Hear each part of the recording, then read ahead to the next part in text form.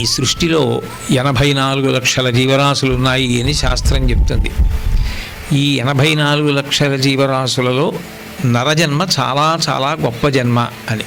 జంతువునాం నరజన్మ దుర్లభం.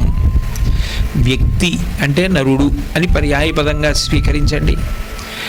అటువంటి నరజన్మ ఎందువలన గొప్పది? మిగిలిన ప్రాణుల కన్నా నరజన్మ చాలా గొప్పది అని చెప్పడానికి వెనక ఏవో కారణాలు ఉండాలి కదా. ఏ కారణం లేకుండా శాస్త్రం అట్లా మాట్లాడదు కదా. ఆ కోణంలో పరిశీలన చేసినప్పుడు మిగిలిన ఏ ప్రాణికి కూడా భగవంతుడు కంఠం ఇవ్వలేదు. కంఠము అంటే మాట్లాడగలిగిన శక్తిని ఇవ్వలేదు.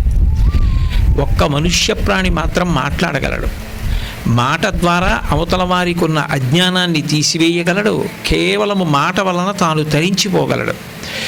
భగవంతుని యొక్క నామం పలకడం అలవాటైతే చాలు. నామస్మరణ ధన్యోపాయం నహి పశ్యామో భవతరణి. కలియుగంలో భగవంతుని యొక్క నామం పలకడం కన్నా కూడా మోక్షానికి తేలికైన మార్గం వేరొకటి ఉండదు. అంత తేలికైనటువంటి మార్గం భగవంతుని యొక్క నామాన్ని పలకడం. కాబట్టి అటువంటి నామాన్ని పలకగలిగినటువంటి అదృశ్యం కేవలం మనుష్య ప్రాణికి మాత్రమే ఉంది. 2, బుద్ధిని భగవంతుడు మనుష్యునికి ఇచ్చాడు కాబట్టి ఆ బుద్ధితో శాస్త్రాన్ని పరిశీలించగలడు.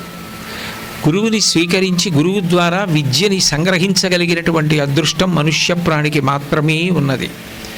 పైగా మిగిలినటువంటి ప్రాణులతో పోల్చడం కాదు, దేవతలతో కూడా పోల్చినప్పుడు మనుష్యుడే అధికుడు.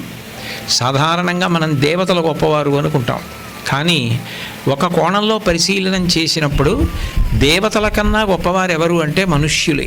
కారణం ఏమంటే దేవతలకి కర్మాధికారం లేదు, వాళ్ళు యజ్ఞయాగాది క్రతువులు చేసే అవకాశం లేదు. కానీ మనుష్యుడు మాత్రం యజ్ఞయాగాది క్రతువులు చేసి దేవతలకి కూడా ఆహారాన్ని అందిస్తాడు.